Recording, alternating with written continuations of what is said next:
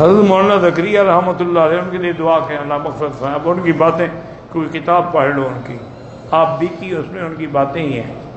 گردے میں پتھری ہے، اللہ شفا عطا فرمائے. ایک آدمی انڈیا سے آیا، اس کے احرام جو تھے وہ بیگ میں رہ گئے، وہ مکے آ گیا، عمرہ بھی کرے دم بھی دے. آپ عمرے پہ رہا تھا، بیگ میں کپڑے ڈال دیے.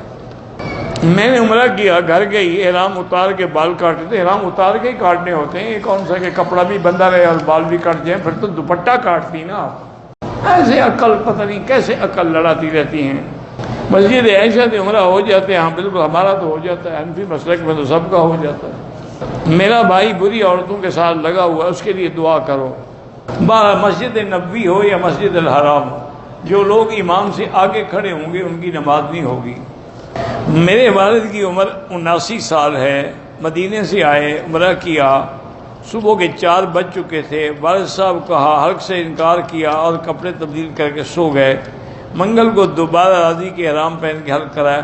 اگر 3-4 گھنٹے گزرے ہیں تو پھر دم پڑ گئی. حضرت صفوان جب صحابی ہیں، صحابی کی شان اللہ نے بیان کر دی، رضی اللہ عنہم ورضوا عنہ. جدے سے آیا، عمرہ ادا کیا، وہاں بیگ رہ گیا، وہاں پھر گیا. پھر دوبارہ عمرہ کرنا جدے سے ضروری نہیں ہوتا، کرنا چاہو تو کر لو.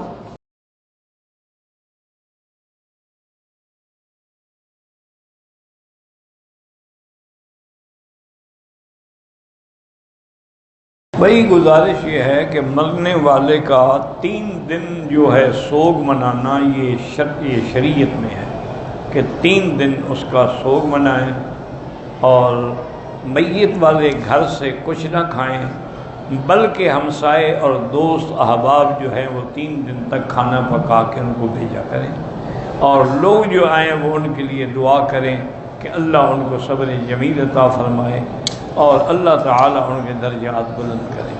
اور ہمارے یہاں یہ 3 دن کے بعد جو کلخانیاں وغیرہ کرتے یہ بدعت ہے، اس سے ہمیشہ بچیں.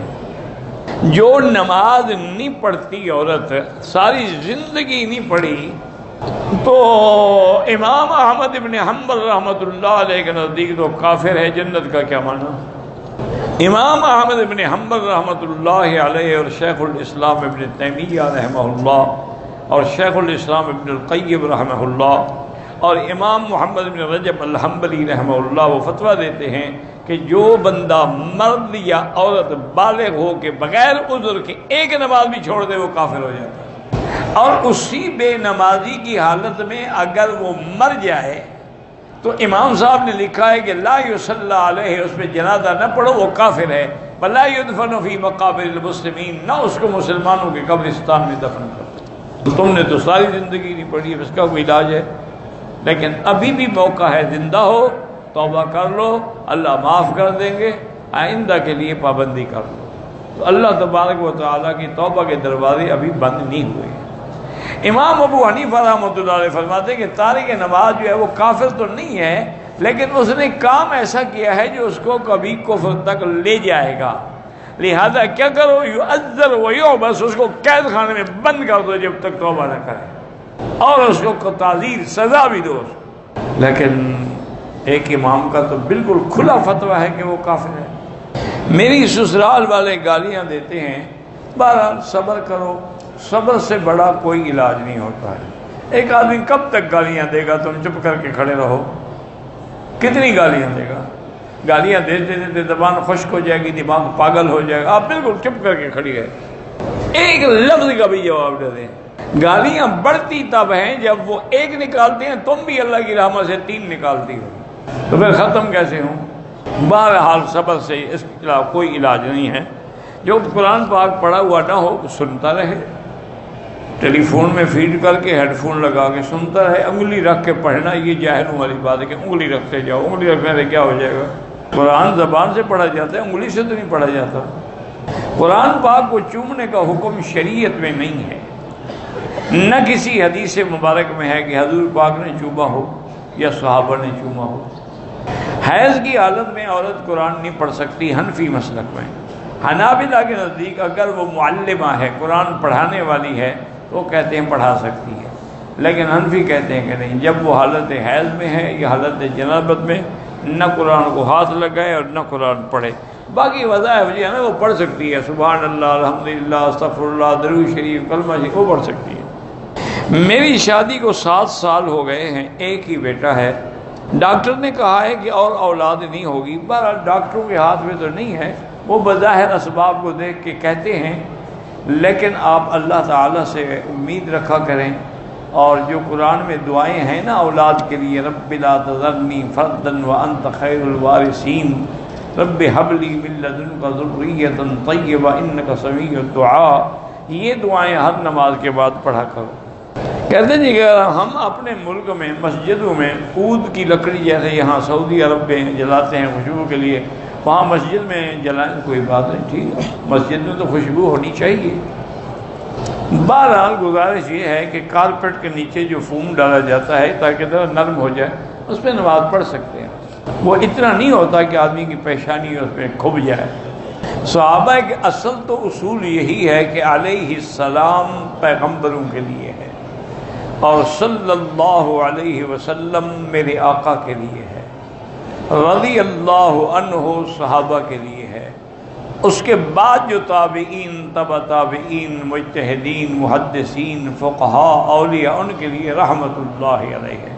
لیکن اگر کسی کو رضی اللہ عنہ کہہ دیا جائے تو کوئی بات نہیں، لیکن اصل یہ خاص ان کے لیے ہے کہ اللہ نے قرآن میں ان کو کہا ہے رضی اللہ عنہم ورضوا عنہ۔ میں نے احرام کی حالت میں یہاں کے جو واش روم میں لیکوڈ صابن ہاتھ دھو لیا، کوئی بات نہیں، ویسے 1-2 ریال خیرات کر دو۔ میں نے 4 چکر طواف کے کیے تھے کہ نماز کھڑی ہو گئی، میں نماز میں مل گئی، نماز کے بعد باقی پورے کیے، ٹھیک ہے، اچھا کیا۔ عورتوں کے لیے ایسے برقعے کہ لوگ برقعے کو دیکھتے ہیں وہ ناجائز ہیں، وہ تو فیشن ہے، برقع تو نہ ہوا نا، برقع تو ہوتا ہے حجاب کے لیے، یہ تو حجاب کے لیے نہیں ہے، یہ تو فیشن کے لیے ہے، یہ تو الٹا آدمی کو یعنی زیادہ خوبصورت بناتے ہیں۔ فجر اور عصر کے بعد اگر عمرہ یا طواف ختم ہو تو 2 رکعت بعد میں پڑھے۔ میں نے فجر کے بعد طواف شروع کیا، 6:30 بجے ختم ہوا، اس کے بعد آپ دیکھ لیں کہ یہاں اشراق کب ہوتا ہے، میرے خیال میں اس وقت اشراق نہیں ہوتا، سورج نکل رہا ہوتا ہے، اس کے 15-20 منٹ کے بعد اشراق ہوگا۔ اگر پاکستانی ایجنٹ نے پیکج میں ہم سے پیسے زیادہ لیے لیکن یہاں ہمیں اچھی رہائش نہیں دی، بالکل آپ پکڑیں اس کو، اس کی شکایت کریں تاکہ ایسے لوگوں کے لائسنس کینسل ہوں۔ 1 لاکھ کا ثواب جو ہے وہ پورے مکے کی حدود میں ہے، چونکہ پورا حدود حرم جو ہے وہ مسجد الحرام ہے۔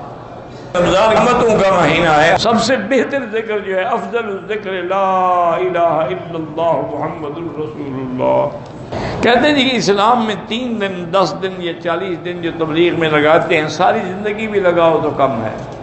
اس میں دین کے بارے میں تمہیں بڑا فکر ہے، یہ 2 سال جو نوکری کرنے کے لیے آتے ہیں ان کا کوئی فکر نہیں، ان کو تو پہلے مسئلہ سمجھاؤ نا، تم دین میں لگے رہو، 40 دن نہیں 40 سال لگے رہو، جب تک زندگی ہے، من المہد الی اللحد، پیدا ہونے سے لے کر قبر تک تبلیغ کرتے رہو۔